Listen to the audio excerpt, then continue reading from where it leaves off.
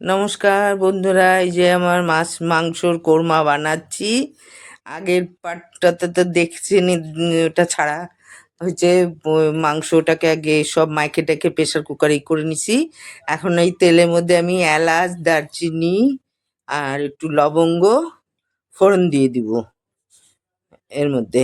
আর সে বাটা পেঁয়াজ দিয়ে দিছি, আর একটু চিনি দিয়ে দিছি। এই চিনিটা দিয়ে দিলাম। তো ওটা একটু অফ হয়েছিল, তো আমার পেঁয়াজটা ধোয়া আমি দেখাতে পারি নাই।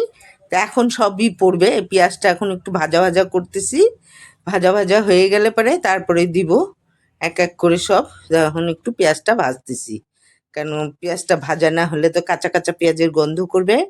তো পেঁয়াজটা একটু ভাজা হয়ে যাক, তারপরে এক এক করে সব এই যে আদা বাটাটা দিচ্ছি এখন। 1 চামচ আদা বাটা, বড় চামচ আছে, বড় চামচের 1 চামচ আদা বাটা দিলাম। আর এখন সব মশলাগুলা দিব এক এক করে। এই যে এর মধ্যে হলো সে রসুন বাটা, এই রসুন বাটাটাও দিলাম 1 চামচ। এখন অন্য জিনিসগুলো এখন এটাকে আরেকটু ভাজতে হবে। এখন আদা রসুনটাকে আরেকটু ভাজা ভাজা করে নিব, নিয়ে তারপর অন্য মশলাগুলা দিব এর মধ্যে। আর পেঁপে বাটা দিতে হবে 1 চামচ, কেন কি যেহেতু কোরমা ওই জন্য পেঁপে বাটা তো লাগবেই। এই যে পেঁপে বাটাটা 1 চামচ দিচ্ছি, এটাও 1 চামচ দিচ্ছি। ওর মধ্যেও মাংসর মধ্যেও কিছুটা দেওয়া হয়েছিল আগে। তো এখন একটু এই যে এখন 1 চামচ 1.5 চামচের মতো পেঁপে বাটা দিলাম। এখন এটাকেও দিয়েও একটু ভাজা ভাজা করতে হবে। ভাজা ভাজা করে নিয়ে তারপরে মশলাগুলা দিব, দিয়ে তারপরে এখন এখন এই যে মশলাগুলা দিব। এই টমেটো পিউরিটা দিলাম, এটাও একটু ভাজতে হবে টমেটো পিউরিটা দিয়ে। তো নাহলে না ভাজলে তো কাঁচা কাঁচা গন্ধ করবে টমেটোর। তো এটা দিয়েও কিছুক্ষণ ভাজা ভাজা করব। ভাজা ভাজা হয়ে গেলে এখন দিব এই যে হলুদ দিয়ে দিলাম 1 চামচ, যেহেতু মাংস তো ধোয়া আছে। তো মশলার মধ্যে একটু না দিলে হবে না, তাই জন্য একটু কালারটা আসবে না মশলার মধ্যে, তাই জন্য মশলার মধ্যেও 2 চামচ দিয়ে দিলাম। এই এখন এই যে এটা হলো এই জিরার গুঁড়া, ধনিয়ার গুঁড়া আর লঙ্কার গুঁড়া, আর ওইটা হলো মিট মশলা একটা। এই যে মিট মশলাটা, হলুদটা তো দিছি, হলুদটা দিব না আমি। এক এক করে এই যে লঙ্কার গুঁড়াটা দিয়ে দিলাম, ধনিয়া জিরা দিয়ে দিলাম, আর মিট মশলাটাও দিয়ে দিলাম। দিয়ে এখন ওই নাড়তেছি। এটাকেও আবার একটু কষাইতে হবে। ওই যে জলটা আছে এটা দিয়ে একদম এখন কষায় পুরা তেলটা যখন বের হবে তখন আবার অন্য জিনিসগুলা দিতে হবে। এই যে এখন তেলটা বের হয়ে এসছে, এই যে এর মধ্যে পোস্ত আর কাজু বাটা, তো এটাও দিয়ে দিলাম এখন আমি। আবার এটাও এখন একটু ভাজা ভাজা করব। এটাও ভাজা ভাজা করে নিতে হবে। তারপরে দইটা দিব, কারণ দই দিয়ে তো বেশি না করতে পারবো না, সেই জন্য ভাজতে পারবো না।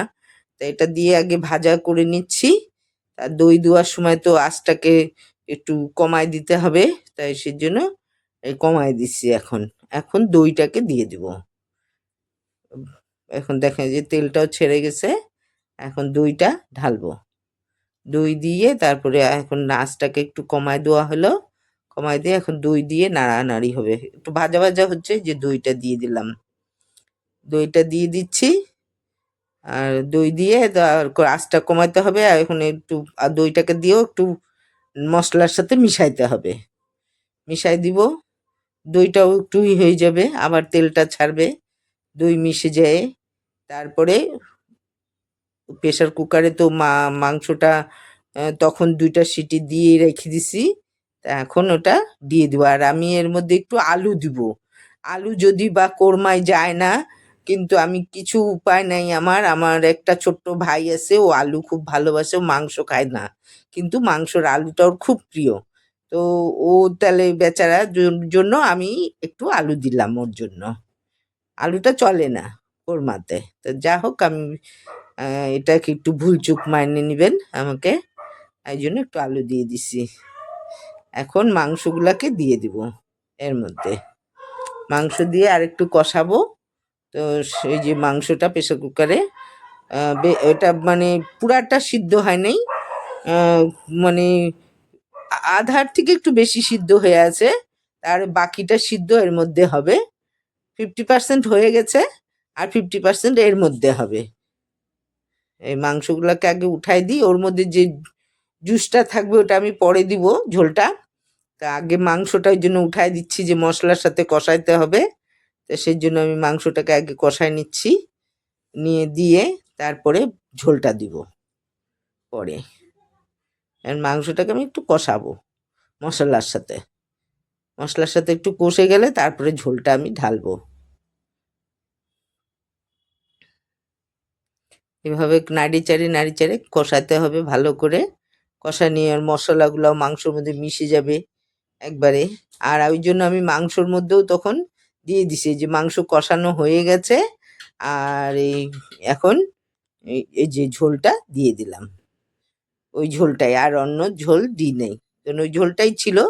তো ওটাই ভাল লাগবে, অন্য দিলে ভালো লাগবে না, আর এর মধ্যে তো বেশি ঝোল ঝোল হবে না। তো সেজন্য ওই প্রেসার কুকারে যেটা মাংসতে কিন্তু আমি একটুও জল দিই নি, আর এমনি সিটি বসানো তাই কত জল বের হয়ে গেছে ওটারই। এখন ওইটাই ঢেলে দিলাম। এখন এটাকে এইভাবে নাড়ে চাড়ে একটু আর একটু সিদ্ধ হবে, তারপরে আমি ঘি দিব, ঘি বেরেস্তা দিয়ে গরম মশলা দিয়ে তারপরে নামাবো। এখন এটা একটু ফুটবে, ফুটার পরে উঠাই দিব। এই যে হয়ে গেছে। এখন এই যে ইটা দিব, এই যে ঘিটা দিয়ে দিলাম, তারপরে গরম মশলাটাও দিব। এই গরম মশলার মধ্যে এলাচ, দারচিনি, একটু লবঙ্গ, আর কিছু না, এটাই দিই আমরা। এই গরম মশলা দেওয়া হয়ে গেল। এখন একটু ঢাকা দিয়ে দিব, আর বেরেস্তাটা পরে দিব। এখন এটা দিয়ে ঢাকা দিয়ে দিব, তারপরে কেন গরম মশলা এটা যাবে, তারপর পরে আমি বেরেস্তাটা দিব। এই এখন উঠাবো।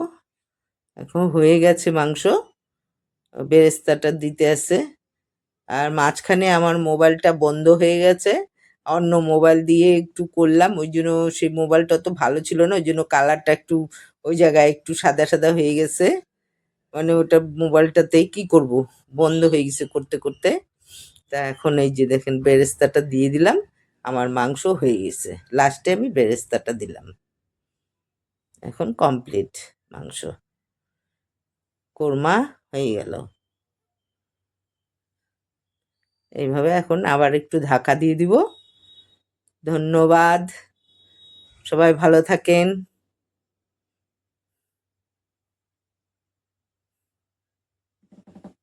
আবার একটু দেখাচ্ছি বেরেস্তা দেওয়ার পরে, এই দেখেন কিরকম হয়ে গেছে, যে শুকে গেছে, একদম ঝোল টোল টানে গেছে, সম্পূর্ণ হয়ে গেছে।